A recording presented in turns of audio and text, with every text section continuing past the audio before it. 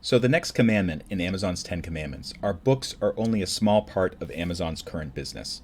I like to show this meme that popped up a couple of years ago. And on the left, you see Jeff Bezos, kind of nerdy looking, and he just sells books. And on the right, you see he looks like the Terminator, and he sells whatever he wants. And that's kind of true. If you look at Amazon's revenue in recent years, it's growing at double-digit percentages across many areas. $470 billion in 2021.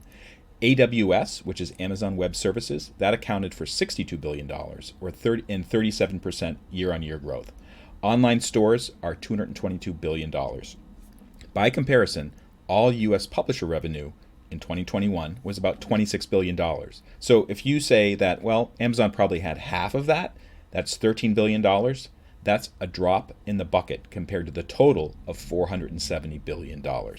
And by the way, some people are predicting that Amazon will grow to $821 billion in the year 2025, and then after that, it will be a $1 trillion company. By the way, Jeff Bezos is no longer CEO of Amazon.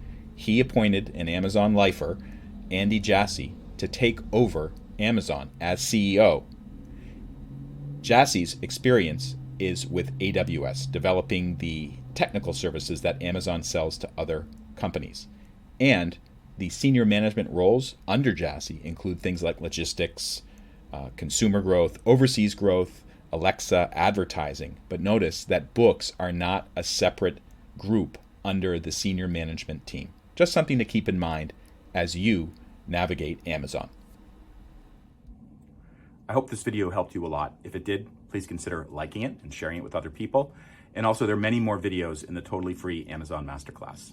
Hope to see you soon.